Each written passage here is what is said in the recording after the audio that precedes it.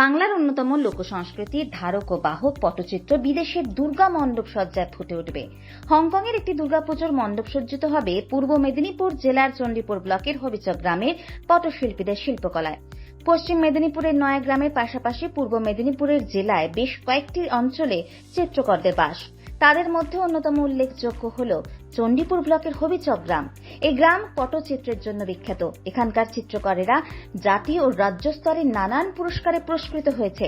এমনকি বিদেশের মাটিতেও বাংলার লোকসংস্কৃতির ধারক বাহক পটশিল্প এবং পটের গান পরিবেশন করেছে। এবার তাদের শিল্পকলা স্থান পাবে বিদেশের দুর্গা মণ্ডপ সজ্জার কাজে।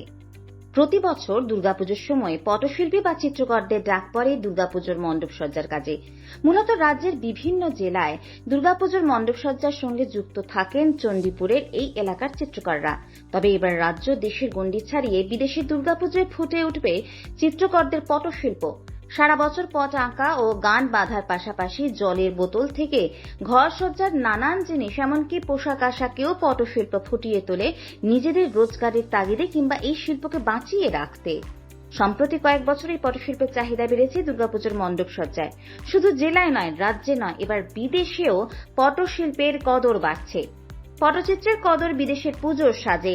দক্ষিণ চীন সাগরের উপকূলে হংকংয়ের বাঙালি অ্যাসোসিয়েশনের পুজো মণ্ডপ এবার সেজে উঠবে পূর্ব মেদিনীপুরের চণ্ডীপুরের পটচিত্রে।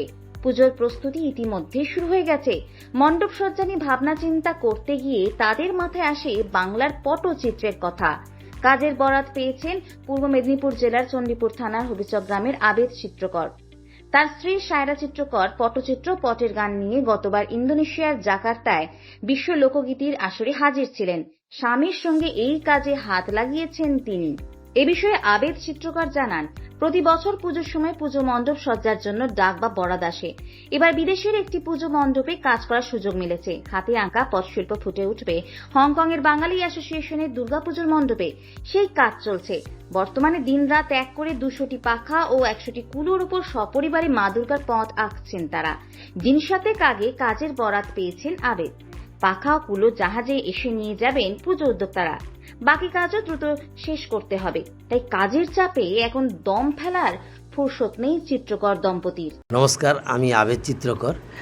দুর্গাপুজোর মণ্ডপের কাজ বলতে আমরা প্রত্যেক বছর এই একটা দুর্গাপুজোর যে ইনকাম আমাদের একটা বড় ধরনের আসে প্রত্যেক বছরে, সেটার দিকে তাকিয়ে থাকি। এবছরও আমরা সেরকম তাকিয়ে আছি কোনো দুর্গাপূজার অর্ডার আসার জন্য। কিন্তু প্রথম মানুষের মনে এই অভয়াকাণ্ড নিয়ে একটা যে ছিল, এদিক থেকে যেন আমাদের কাছে অর্ডার আসেইনি বা সেরকম একটা ব্যাপার। তবে খুব প্লাস পয়েন্ট, আমাদের কলকাতার একজন ভদ্রলোক, আমি তার কাছ থেকে জানতে পারি যে তিনি থাকেন চীনে, হংকংয়ে থাকেন। তার একটা অর্ডার তিনি দিয়েছেন, সেখানে উনি থাকেন। ওনাদের বেঙ্গলি অ্যাসোসিয়েশন বলে একটা আছে হংকংয়ে, সেখানেই এই দুর্গা উৎসব হবে, তাদের পুজো হবে। তাদের প্যান্ডেলের জন্য একটা অর্ডার পেয়েছি, আমি কাজ করতেছি। তো প্রতিবাদের যে বিষয়টা চলছে অভয়াকাণ্ড নিয়ে, সেক্ষেত্রে আমি গান লিখেছি, বিভিন্ন জায়গায় পথেও নেমেছি। কিন্তু বিষয়টা হলো বাঙালির তো একটা উৎসব, মেন উৎসব এটা শারদ উৎসব। এই উৎসবে আমরা বাঙালিরা সবাই মেতে উঠি। তবুও আমার পক্ষ থেকে আমি আবেদন রাখবো, যেমন উৎসবে সবাই মাতবে, সেই জন্যে সেই সঙ্গে আমাদের যেন অভয়া সঠিক বিচার পায়, সেদিকে আমাদের প্রত্যেকের লক্ষ্য নজর থাকা উচিত, এবং এটাই আমার বক্তব্য। নমস্কার, আমার নাম সায়রা চিত্রকর। আমার বাড়ি পূর্ব মেদিনীপুর চণ্ডীপুর ব্লক, হবিচক আমার গ্রাম। আমি তো সারা বছরই পটের কাজ করি। আমার এই কাজ করে আমার সংসার চলে। আর এখন এই অর্ডার পেয়েছি পুজো প্যান্ডেলের জন্য, পাখা কুলোর উপরে আমি অর্ডার পেয়েছি। তাই এখন পাখা কুলো উপরে আমি পটচিত্র আঁকছি। আপনারা দেখছেন TV12 বাংলা।